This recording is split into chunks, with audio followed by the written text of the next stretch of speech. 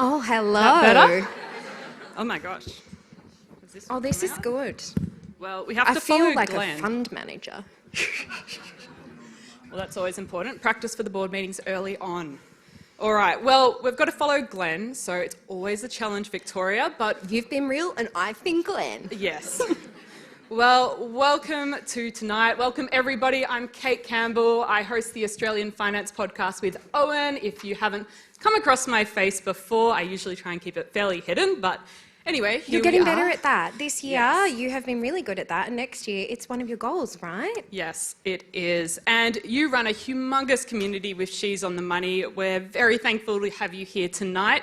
And I reckon just to kick things off, are you able to share a bit about your journey as an entrepreneur, as a business owner, and some maybe things you've learnt during the year? So all of those things were an accident, so that was really fun. Best things are. To introduce myself to those of you who might not have come across She's on the Money before, She's on the Money is a community of people looking forward to financial freedom. We do tailor content that is a little bit more feminine, but it accepts everybody. I am technically the she in She's on the Money, but She's on the Money has existed now for nearly 4 years, so it'll be 4 years in June next year, so we're 3.5 at this point.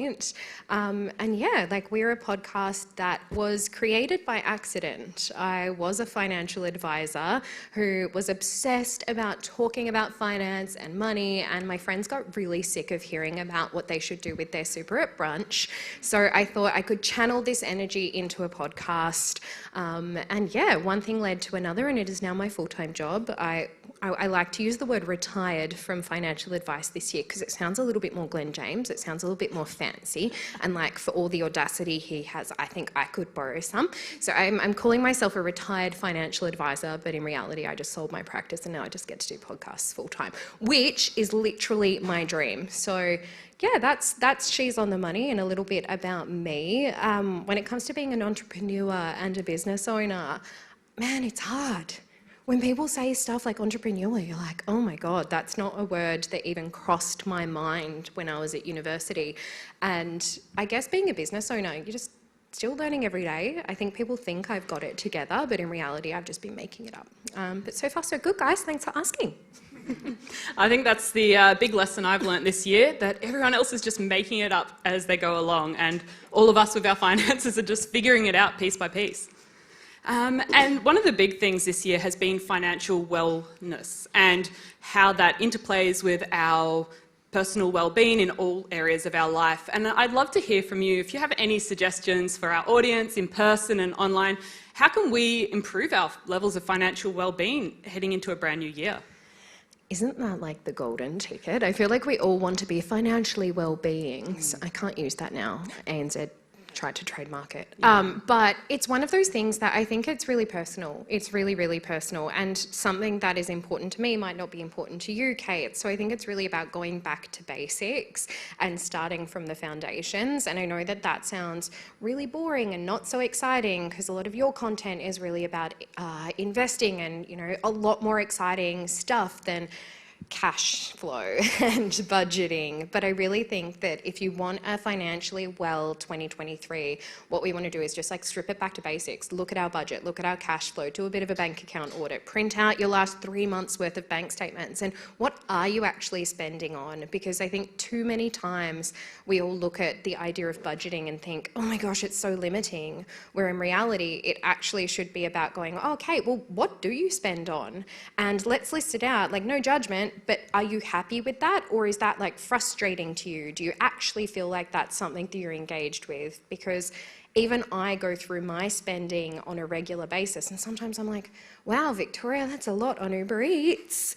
And it really resets my mind frame to go, all right, well, is that okay at this point in time or is it not okay? Because I think we go through ebbs and flows, and when it comes to money and spending, there's no right or wrong. It's actually about just making conscious decisions. So if we're going into 2023 and we want to be financially well, I genuinely think that we should be financially putting ourselves in a position where we can just know what's going on. And that to me is one of the hardest things to do, is pull our head out of the sand and go, well, what are you spending? How are you spending it? Because change is uncomfortable and people don't like it, and that's why we don't want to take the first step.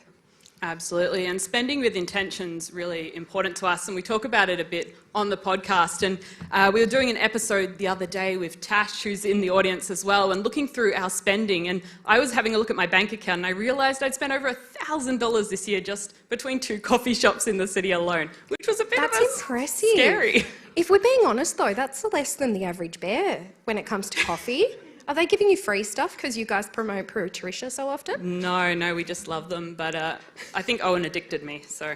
Does he pay for your coffee sometimes? Oh, well, not those $1,000. Money loss. Yes, well, maybe that's our tip for the year. Work for a business that funds your coffee. Jessica? You've got a huge community of women that could fill up multiple MCGs. If Melbourne people are here, that's where all the footy games are played, I've been told. And I want to Relatable. I don't know either. Yes, well, footy's important here. I have been to a few matches, not this year though, unfortunately. And you have really changed the way that women talk about money. And a lot of these conversations we were too scared to have before. Maybe someone had shut us down in the past, or maybe we just hadn't seen anyone else modelling those conversations and knowing they were okay to have. And I'd be keen to hear your thoughts about any of those ripple effects you've seen by starting the conversation and how it's rippled across your community into their lives. This is my favourite thing ever, and I get really emotional talking about my community. It sounds really lame, I promise. I'm not just being like, oh, I'm so emotional, but I genuinely am, because when I started She's on the Money, it was really about having people that wanted to talk about the stuff that I wanted to talk about. Like, I didn't have friends in finance, and I was working in the personal advice space, and sorry to everybody, but it was a lot of mediocre middle-aged white men, and I just didn't relate to them as a 22, 23-year-old girl who was spending all of her money going out at clubs on Chapel Street on a weekend. Revolver? Yeah, I mean, I wasn't that dirty. I don't know where you were. But I definitely wasn't at Revs. Low. No. I like places where I don't stick to the floor and there isn't a dodgy couch that literally has articles written about it. But no, Revs I actually have never frequented, which is surprising given how many times I found myself on Chapel Street at 3 a.m. But it's one of those things that I just wanted to find people that wanted to talk about money with me, because it was such a stark realisation when I was working in that space that adults that I looked towards as like, oh my gosh, one day when I'm in my 40s, I'm going to have young kids and they're going to go to private school just like all of my older peers. Like, they have it together. And realising that they didn't have it together was really jarring, because I just assumed that, my big dog salary that I had at the time, I thought was massive. I remember getting my first grad job and being like, wow, I have $48,000 a year to spend. And like, that was really good for a grad job. But I just assumed the money would come. Not that you had to be good at money, because I definitely wasn't good at money. And when I was 23, I was in $40,000 worth of debt with a personal loan, because I'm a genius. I went and got a personal loan and I lived my best life because it just made sense at the time, and there was no one to tell me that was a bad idea. In my head, the mentality was, you've got money, you probably should spend it. Why not just put it towards paying back a loan? And at that point, that's obviously a very limiting belief and a limiting idea. And the more I learned about personal finance, the more I realised, far out, I could change my life with this. And then I could change my friends' lives with this. And then it kind of, one thing led to another, and it was a bit like a snowball. And today we, run a community with more than 1 million people in it. And it feels crazy to me to get messages on a daily basis where people are like, oh my gosh, I'm finally out of debt. I've been listening to your podcast for 3 years and I've changed my life. We have, on Mondays, we have Money Diary Mondays, and we have anonymous money diarists, and a lot of them come to the podcast because they've been in our community for so long, and they'll say things like, Victoria, it's not for me about making people rich. But they'll come to me and say, oh, Victoria, I got out of a financially abusive relationship because I took all of your tips and tricks about creating an emergency fund so that I could get out of a situation, and I did it. And to me, that's the important stuff. Like, that's the ripple effect I want to see, because that's not just impacting them, that's impacting their children, that's impacting the rest of their lives. And as much as I'm so proud of each and every single community member that just starts their investing journey and puts themselves first, for every person that starts an investing journey, someone else is getting out of a really shitty financial situation. And I just think, how special is that our community is there, but also watching them interact, because we have, I would say, a pretty large Facebook group as well, where I'm now redundant, because people will post questions and then they just jump in and answer for each other. They'll be like, oh my gosh, Kate, this is what you should do, or here's how this works, or oh my gosh, we're so proud of you. And I started it, and I remember when I started this Facebook group, no one talked about it. It was literally 4-5 years ago now, because the Facebook group became the Facebook group existed before the podcast. That's kind of how it was born. I had a fake profile on Facebook where I'd reply to my own posts. So I'd be like, wow, superannuation is so interesting. But it's one of those things where nobody was replying because the gates kind of hadn't opened when it comes to personal finance and women.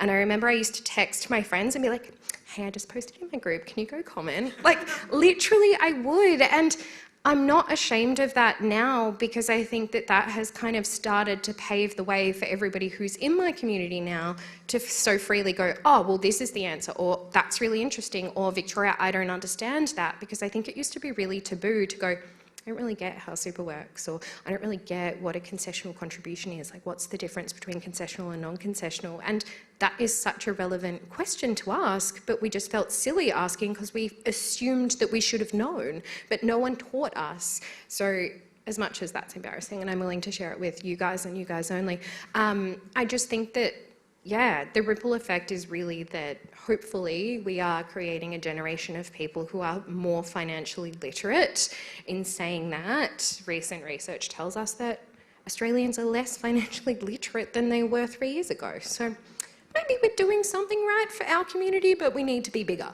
We need to do more.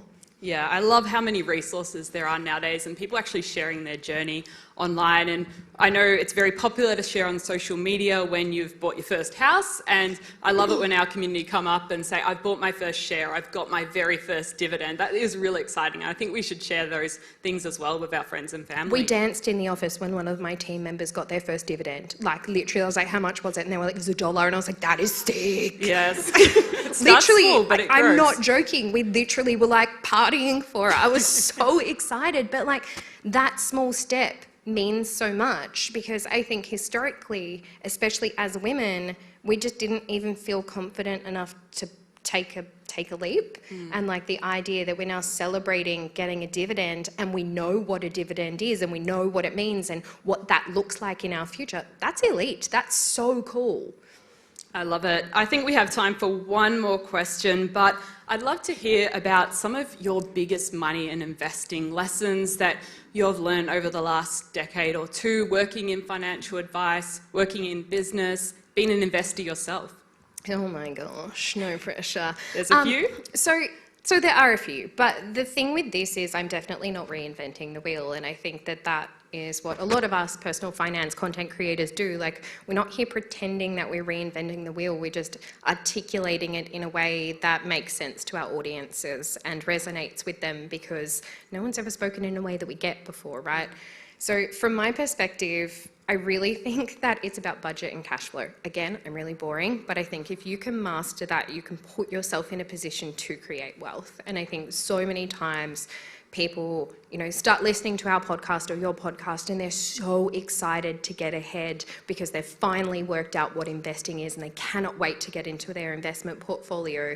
But I think that what we need to do is make sure that, to quote Glenn James, our financial house is stable. He's very quotable. Yeah, he is very quotable. I've been real and you've been Glenn James. I don't know, we're losing it. But it's one of those things where if you have your stable financial house, you'll be okay. But too many of us want to jump the gun and go, oh, I don't care if I've got personal debt, I really want to invest, like I'm so motivated about this. But paying off debt is an investment in itself, and putting yourself in a position where you have an emergency fund. Like, Kate, the amount of people that write into us and say, Oh, like this week, I got a beautiful message from someone that said, "Hi, Victoria, never spoken to you. Just wanted to let you know that today I had to trigger my emergency fund. I'm American, I live in Australia, my partner's in Australia, and my dad is really unwell, and it was the first time in my entire life that I could just drop a whole heap of money on flights and say, I will be there as soon as I can, instead of let me find out whether I can come or not." And just that power is so much more powerful than anything else can be. And if you put that first, you'll put yourself first and future you first, and then the investing and stuff comes later. But I do think that we should really get our little financial houses in a row. When it comes to, I guess, investing tips and tricks, the more boring, the better. Honestly, we all know that. I think everybody's looking for the next big thing. We recently released on our podcast the top 5 performing ETFs, Australian-based ETFs, and last year we did the top 5 performing ETFs of 2021, and they've been 2 of our most popular episodes, which I was shocked about. I was like, really? Like, I basically just did some research, found out what they were performing, what their ticker codes were, and you guys ate that up. 10 out of 10 content, apparently. I just spent 6 years trying to tell you about your money story, but you want to know a ticker code. But it's one of those things that talking about the difference between those top 5 performing ETFs of 2021 and 2022, they are so starkly different. Like, the number 1 ETF of this year was a crude oil index, and last year it was technology. And I think it's so reflective of the period of time that we're going through, that no one can predict what it's going to look like, but we all seem to think that we can. We're all chasing these returns, and I think we need to put it to the side and trust the professionals and just start earlier. Start early, be consistent, make sure that you know what you're doing, but also that it's within your realm of scope. And I just think, yeah, that's it. I know I'm taking up heaps of time, and I can see that you put a clock there. So yeah, I think it's about consistency and making sure that your financial house is stable first. Absolutely, and as we talk to our listeners, simple usually works a lot better. The more complicated your strategy, the more likely you're going to make a mistake or get into something really complicated that you don't understand properly. Well, Victoria, thank you so much for joining me. I feel like I'm doing an outro to the podcast here. It is. Do it properly. Thank you so much for joining me on the podcast today. It's been wonderful to have you. And if people want to learn more about you, where should they go? Oh, she's on the money, AUS on Instagram, or you can find me at Victoria_Devine. So either of those, or I mean, just listen to their podcast. Honestly, it's probably better. We didn't do an episode on the top 5 performing ETFs. So. I've got the research. I'll give it to you. All right, wonderful. Yeah. We'll collaborate. All right, well, thank you very much.